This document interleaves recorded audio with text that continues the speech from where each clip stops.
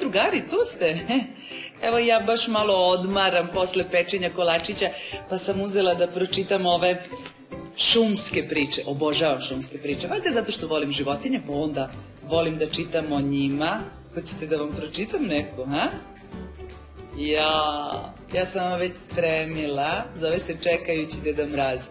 Što ja volim Novu godinu. Ako išta volim, to su okićena jelka i pokloni ispod nje. A vi? Jel jedno čekate Deda Mraza? Pa sigurno ste bili dobri, sigurno će vam doneti mnogo lepe poklone. Pa evo, baš šumske priče mi je poklonila moja pomoćnica Višnja prošle godine za Novu godinu. A moja pomoćnica Jagoda, imam 2 pomoćnice, ona mi je poklonila srpske bajke, da. Sad ću da vam pročitam deo iz priče Čekajući Deda Mraza. Počinje ovako. Jelka je bila okićena. Zuba je sa svojom mnogobrojnom familijom trčkao tamo amo po stazi da bi je što bolje utabao.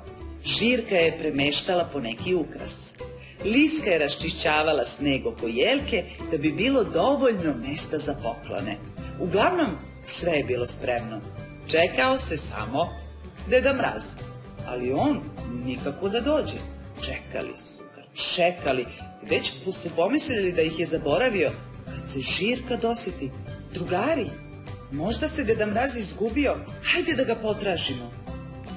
Drugari, šta mislite, je se izgubio Deda Mraz? Su li ga pronašli? Ma sigurna sam da jesu. A u ovoj knjizi ima baš nekih lepih priča. Evo ima jutarnja kašika meda, ili ima bolesna lisica, šumolist, čupa se boji mraka, baš ima zanimljivo. Morat ću malo više da iščitam ove razne priče. A znate šta?